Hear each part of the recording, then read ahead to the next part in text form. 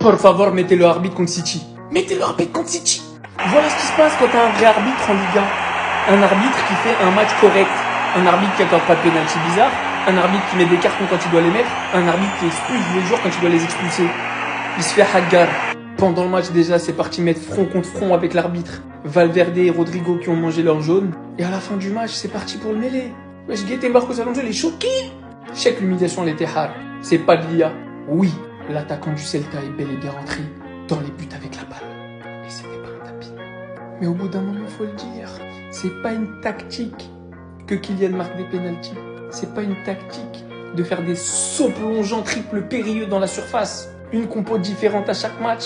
Et vous l'aurez vu ici en avance. Après cette fessée déculottée, demain, l'affaire Negreira, une fois de plus, refera surface pour détourner l'attention, pour faire diversion. Mais nous ne sommes plus dupes, on sait comment ça fonctionne. Aujourd'hui, ce monsieur a fait un match de patron, un vrai bon match, au Santiago Bernabéu, pendant que ça hurlait, pendant que les joueurs ont essayé de lui mettre la pression. Il a mis des rouges quand ça méritait des rouges. Il a mis des jaunes quand ça méritait des jaunes. Il a pas craqué. Il a pas sifflé penalty quand les joueurs plongeaient dans la surface. Oui, on le dit, on le répète. En Liga, les arbitres sont mauvais. Aujourd'hui, on a eu un bon arbitre et bizarrement, ça s'est ressenti. Ça change du match face à Elche.